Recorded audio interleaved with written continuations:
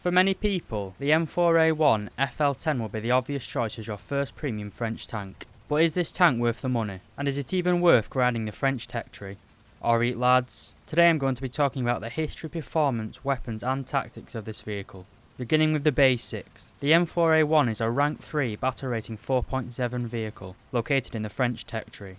It is obviously a premium, and therefore gets a 462% RP modifier, and a 420% Silverline modifier. Whilst you receive the highest modifier available for Silver Lions, your 462% modifier for RP is rather average. There are several rank 3 premiums of other nations that have higher modifiers. Being a premium vehicle, it must be bought. The M4A1 FL-10 is purchased on the Gaijin store. In the pack, you receive the tank, 1000 Golden Eagles and 7 days of premium time, all for the price of €30. If you would like to know more about this tank, and whether I think it's worth its €30 price tag, then stick around for the conclusion.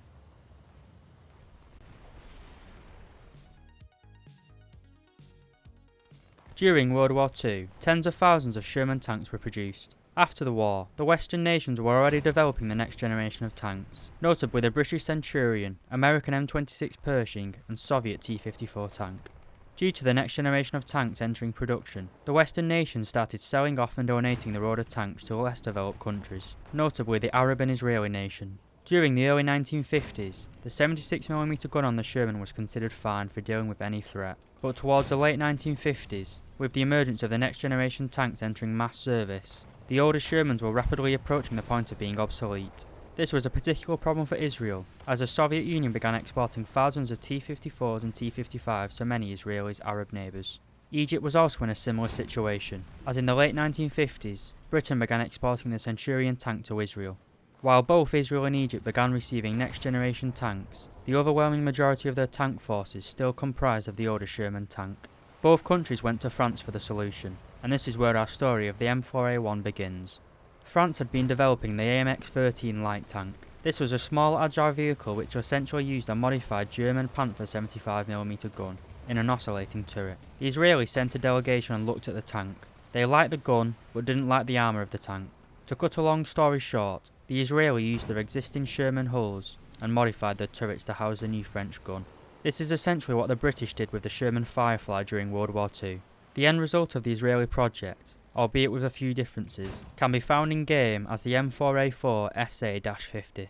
The Egyptians, on the other hand, essentially took the AMX-13 turret and placed it on their existing M4A4 Sherman hulls.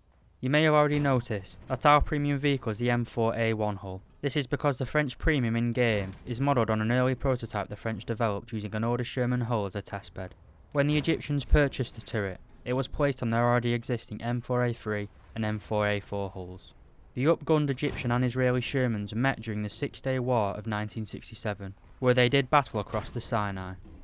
The M4A1 FL-10 uses a very early war hull and a post-war gun. This is reflected in game, as we used the turret and gun of a 6.3 light tank, with the hull of a battle rating 3.3 medium tank.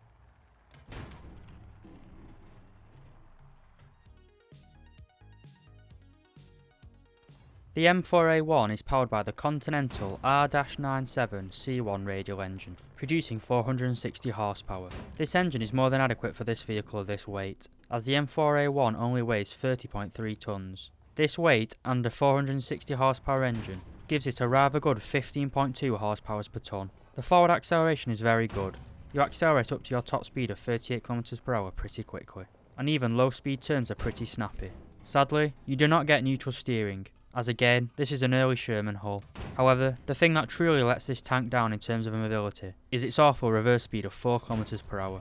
The M4A1 suffers the same way the Comet and Cromwell tanks also suffer. They have great mobility, but if they get caught in the open or overextend around a corner, they are unable to reverse back into the corner quickly, which usually results in an 88mm shell sending the entire crew to an early grave. To summarise, the engine performance of the M4A1 at battle rating 4.7 is still more than enough to be capable of getting into good flanking positions and strong points around the battlefield.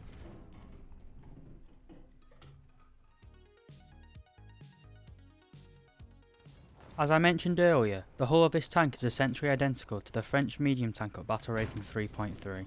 This means you have the expected armour levels of a low tier tank.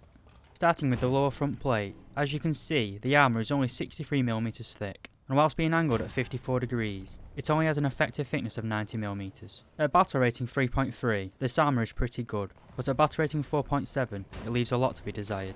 And it's the same story with the upper frontal plate. Whilst you have the same 63mm of thickness, there are parts of the upper hull that are more and less angled than other parts. But in the centre of the hull, the part most likely to be shot at, you have slightly less effective thickness. This is due to the angling of 52 degrees, rather than the 54 degrees of the lower glacis.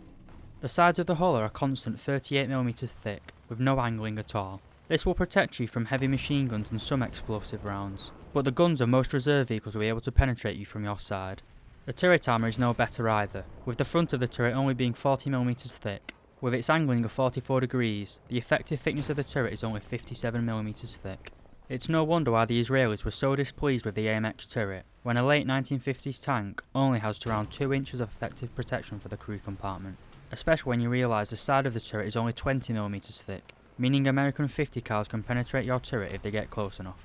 With the armour of this tank, you certainly won't be brawling up close and personal with the big German heavies you are likely to encounter. Instead, the aforementioned good mobility should be used to negate the need for armour by flanking enemies and taking them out before they even know you are there.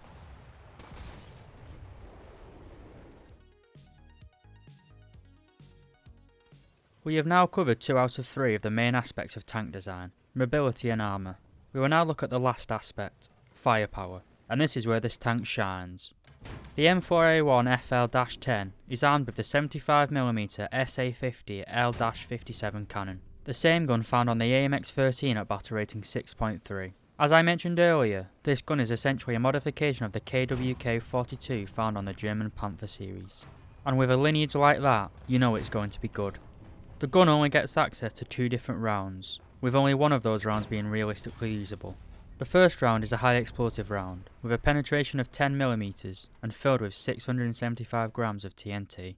I personally tend not to carry any explosive rounds, as you don't meet any light vehicles at 4.7, so I'd rather carry more of the second round. The main round of this tank is the POT-51A, an armour-piercing cap shell. This round performs very well at battle rating 4.7. At 10 meters, it has 182mm of penetration, and still retains a healthy 162mm of penetration at 500 meters. This penetration, combined with a muzzle velocity of 1000 meters per second, makes it very easy to use at long range and against fast moving targets. However, problems can arise when you are fully up tier to 5.7. Whilst this gun is more than capable of dealing with most enemies you will come across, there are certain German tanks such as the Panthers that are pretty impenetrable from the front.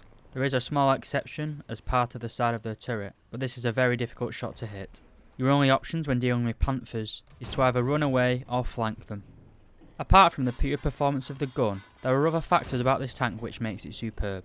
The first being the autoloader. This tank has a 12 round autoloader with a reload time of 5 seconds. This gives you an outstanding rate of fire, and with the aforementioned great penetration, you very rarely need more than 1 or 2 rounds to kill an opponent. The only downside of the autoloader is that once you have fired your 12 rounds, it takes a very long time to reload. So if you fire a lot of rounds, I would recommend pausing your advance in a safe position and allowing the autoloader to be reloaded. You also have a turret rotation speed of 25 degrees per second, giving you an above average turret rotation, allowing you to respond quickly to enemies on your flanks. The optics on this tank are also above average. You have a zoom level of 7.5 magnification, which is far better than the majority of most 6.7 tanks, never mind 4.7. The high velocity and good optics make it much easier to aim at long range, but it can be difficult to aim at targets at very close range due to the increased optics. Another somewhat downside is the tank's rather poor -6 degrees of gun depression and 9 degrees of gun elevation. It rather limits your ability to work a ridgeline, which is ideal as it would hide your weak hull armour.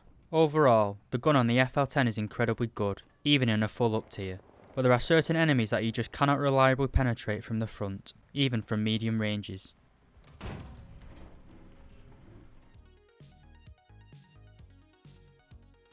In my previous segment, I talked about the 3 aspects of tank design.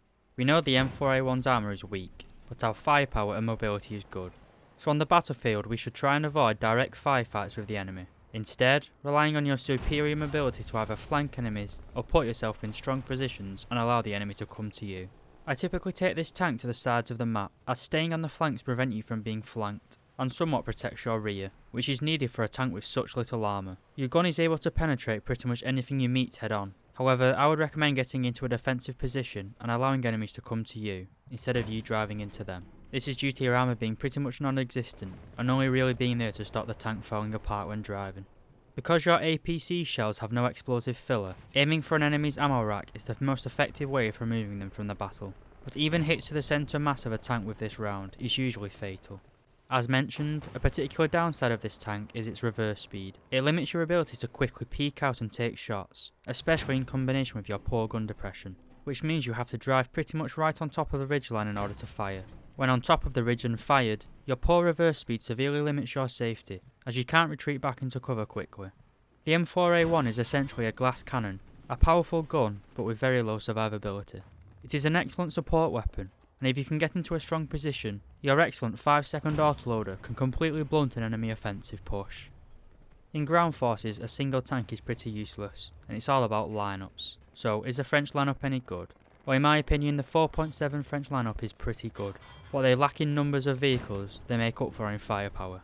As well as this tank, the M4A1 FL-10, you have the Israeli Sherman, the M4A4 SA-50, as well as a very good anti-air vehicle based on the AMX chassis. There is also an early version of the AMX-13 with a smaller gun, which acts as a flanking light tank.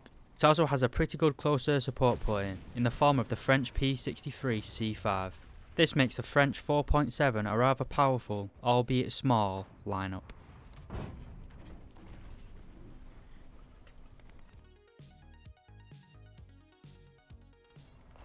I'm going to start my conclusion by answering the second question from the introduction. Why would you want to grind out the French tech tree? From my experience so far, the French tech tree consists of fast tanks with good guns, but at the expense of any substantial armour. The playstyle of the M4A1 is pretty much the same playstyle as pretty much all of the mid and upper tier French tanks, so if you buy this tank and like it, you'll probably like the rest of the French tech tree. To conclude, I believe the M4A1 FL-10 to be an excellent premium, which I highly recommend to anyone serious about grinding out this tech tree. It obviously has some flaws. It has poor armour and its reverse speed is very disappointing, but its gun is very hard hitting and more than capable of dealing with nearly every enemy tank it will see. Not only is the gun hard hitting, but it is easy to use and reloads very fast, making it very forgiving for beginner players. Seeing as this tank is the only tier 3 French premium, you are rather limited on alternatives. The rank 1 and 2 premiums are pretty bad in my opinion, and if you are serious about playing the French, then the FL-10 is probably the best place to start. I personally also put a talisman on the F4A4 SA-50. I believe talismaning the SA-50 is a good alternative to purchasing this pack for people who want to grind out the French tech tree without paying the large price tag of a premium pack.